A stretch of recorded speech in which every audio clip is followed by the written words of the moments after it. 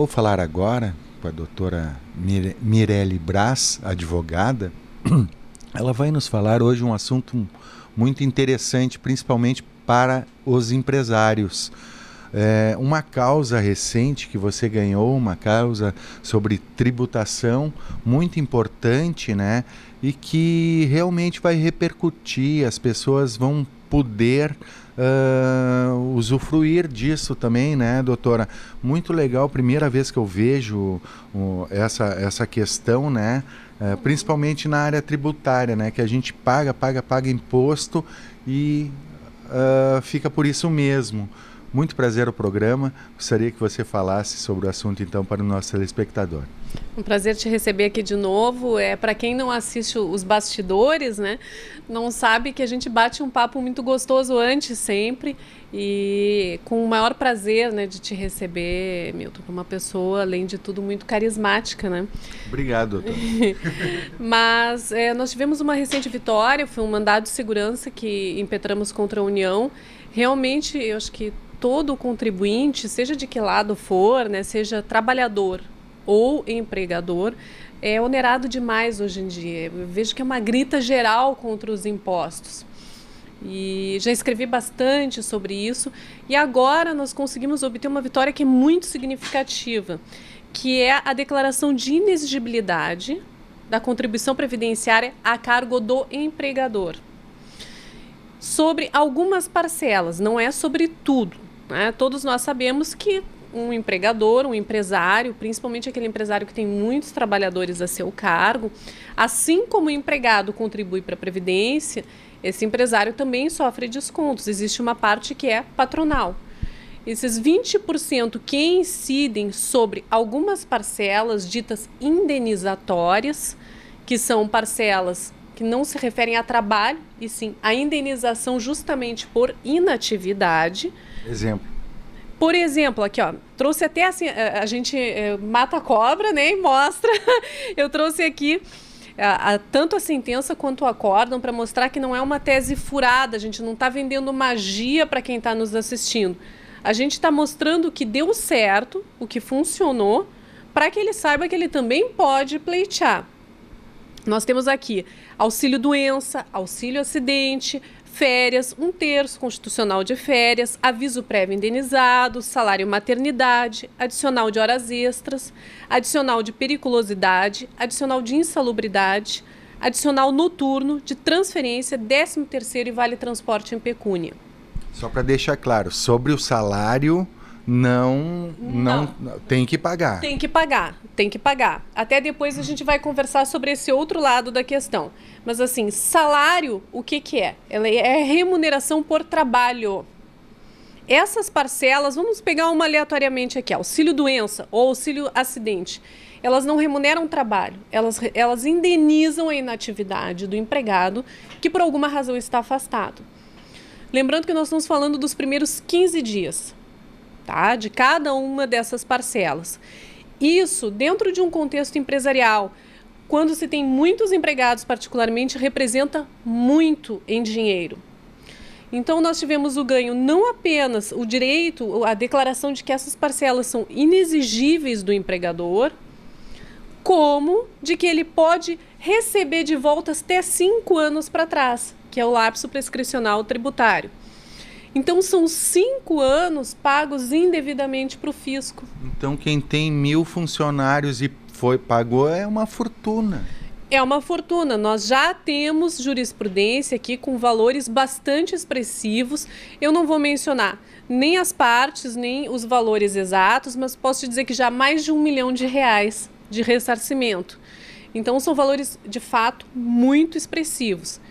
Aí vale fazer uma ressalva, que o empresário, quando for fazer essa demanda, ele vai ter o direito, a gente não existe como obrigar o fisco a devolver em dinheiro ao fim dessa ação, executar o fisco para isso. Então, a gente obtém uma declaração, um reconhecimento por parte do judiciário de que esse contribuinte pode comparecer a uma delegacia da Receita Federal e compensar com outros débitos tributários que porventura tenha. Ou seja, em lugar de pagar, vamos dizer, a parte dele que é devida mesmo, sobre o salário, por exemplo, ele vai poder compensar com a Receita Federal. Isso vai abatendo? Vai abatendo, exatamente. Isso representa uma economia enorme para a empresa. A gente sabe que hoje o empresário ele é extremamente onerado com tributos.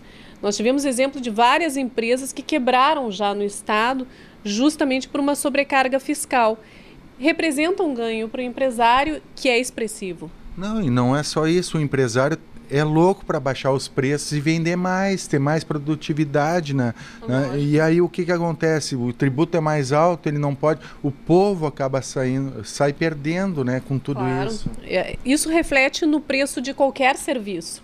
Reflete lá no preço do plano de saúde, reflete lá no preço do produto que a gente compra, no vestido bacana que a gente compra, reflete em absolutamente tudo, porque o empresário ele tem que repassar de alguma maneira o custo dele. Com certeza. Né? E infelizmente sofre o empresário e sofre o consumidor também que está na outra ponta, e também o empregado, que talvez poderia também ser melhor remunerado, né, se os ônus tributários não fossem tão expressivos. Quando a gente vê lá uma folha de pagamento, boa parte é de descontos por serviços que entre nós não são prestados ou são mal prestados pelo Estado. Olha só, eu estou deixando aqui o telefone da doutora. Se você tem alguma questão nesse sentido, procure, né? E a doutora Mirelle também tem uma parte muito bacana, né? A parte social, né, doutora? Não sei se você quer continuar falando um pouquinho mais sobre o assunto. Só para encerrar, eu vou dar o outro lado da moeda, que assim, essa ação aqui é muito importante, representa uma grande economia para o empresário, porém, sobre o salário, no que diz respeito ao que o empresário deve pagar. Sonegação de contribuição previdenciária é crime de apropriação indébita, gera processo criminal, e há uma decisão recente do Superior Tribunal de Justiça que não admite mais nem mesmo o arrependimento voluntário posterior à denúncia. Isso significa que se o empresário já estiver respondendo um processo criminal, já tiver sido denunciado pelo crime de apropriação indébita, pelo não recolhimento da contribuição previdenciária, ele não vai poder se arrepender. Vai ser processado. Tem aquele ditado popular, tem duas coisas que dão cadeia, é não pagar pensão e imposto de renda, né? Isso é um ditado popular, né? Exatamente. Nesse caso, a contribuição previdenciária, porque existe uma lesão ao trabalhador e à administração pública, não é? É uma dupla lesão. Então, esse é o reverso da moeda. No meu escritório, eu trabalho com ambas as situações, tanto para buscar crédito para esse empresário, e a gente não cobra, a gente só cobra no êxito, ou seja, só vai receber se o empresário recebeu, a gente só trabalha aqui, comprovando o que faz, é tudo por escrito, mostrando decisão, mostrando jurisprudência, não tem magia, né? A gente não... Por que tu tá dizendo isso? Porque tem gente que faz diferente, doutora. Até agora quero saber isso. É interessante, assim, algumas pessoas vendem dificuldades, né, para também vender soluções mágicas sobre coisas que jamais poderão ser solucionadas, somente procrastinadas. Vou te dar um exemplo, execução fiscal. Atualmente o processo de execução fiscal ele é muito duro. Quando o empresário tem uma dívida fiscal, ele tem que oferecer um bem em garantia para poder se defender. Na ordem de preferência legal, é dinheiro. Bacen Jude. Lá, dinheirinho em conta corrente. Né? E quem disser que é diferente, que vai resolver de uma outra, está mentindo. Né? Está mentindo. Então, muito cuidado. Quando um advogado lhe procurar, peça para demonstrar. Já houve decisão nesse sentido de quando de quem foi. Foi do nosso tribunal, foi de um tribunal do Acre, em 1970. É importante porque o advogado que for sério, ele vai ter material para mostrar e vai comprovar o que está dizendo. Né? Então, a gente tem que ter cuidado. Especialmente porque essas ações aqui, elas trabalham com o que nós chamamos de proveito. O que essa questão do proveito é que geralmente quem precisa está desesperado, apavorado e confia, né, doutora? Exato. E aí fica essa questão. O que é o proveito? Proveito é o que a gente consegue oferir de benefício para a empresa. Se eu economizo 1 milhão para a empresa, isso é proveito. correto? Não tirar proveito. E não tirar proveito. Mas isso não significa que vai entrar 1 milhão em dinheiro na conta da empresa. Significa que ela vai poder compensar, né, 1 milhão. Muito bem. Os advogados, algumas vezes, alguns colegas, não todos, cobram até 50% sobre esse proveito, só que eles cobram em espécie, em dinheiro. À vista. E isso não fica claro para o empresário, que ele não vai receber em pecúnia. É justo que o profissional que trabalhou, principalmente no êxito, que se empenhou, que ele receba ao final o percentual de lei. E qual que é? A lei é clara, é de 10% a 20%. Né? Nós trabalhamos com sucumbência de regra nos contratos de 20%. E vai recebendo conforme o empresário vai abatendo ou já recebe logo? Não, após todas as decisões, evidentemente, até que se esgotem os últimos recursos. Um profissional sério vai trabalhar dessa maneira. E aí existem os vendedores de milagres, né? É complicado. Doutora, e essa parte social também, que é muito ativa na tua vida? Eu vejo no outro programa também, tu te emocionou e agora tu tá fazendo uma outra parte assim para crianças que realmente necessitam, né? Que tem a necessidade tem a carência, não tem a mesma chance que as pessoas, não que não sejam normais, mas eles têm deficiências, né? São deficientes. Uhum. Eu assisti um filme interessante, agora há pouco, talvez muita gente vai discordar de mim, mas Ninfomaníaca, do Lars von Trier. E esse é um filme bastante interessante, algumas pessoas entendem ele como erótico, ele não é um filme erótico, mas ele é um filme extremamente filosófico. E ele coloca que toda a sociedade que não consegue resolver os seus problemas no cerne, ele muda a linguagem. Então hoje é feio dizer que uma pessoa é negra, ela é afrodescendente, que ela é deficiente mental. Não, ela é especial. São maneiras de lidar mal com um problema que não se resolve. O nosso governo, infelizmente, não investe. A gente vê que, no caso do deficiente, não existe mobilidade para o deficiente. Vamos falar da nossa cidade, né? Para atravessar a rua aqui na Mostardeiro, a gente vê que é impossível. Nós estamos falando de um bairro nobre de Porto Alegre. Se ninguém ajudar, não atravessa. Exatamente. Então, quando a sociedade não consegue resolver, ela muda os nomes para coisas mais bonitas, mas que também não solucionam. Eu decidi, há algum tempo atrás, eu fiz um trabalho com crianças vítimas de violência sexual, de 0 a 6 anos de idade. Consegues imaginar isso? E agora, eu estou voltando as baterias, né, o meu foco, para a ecoterapia e para a Sociedade Cavalo Amigo. Ele é uma parte importante do trabalho da Sociedade Hípica de Porto Alegre, que são vagas sociais para deficientes mentais ou pessoas especiais que precisem fazer um serviço de terapia que auxilia muito, que é lidar com o animal, a ecoterapia. O cavalo ajuda nesse desenvolvimento da criança, no contato dela com o mundo.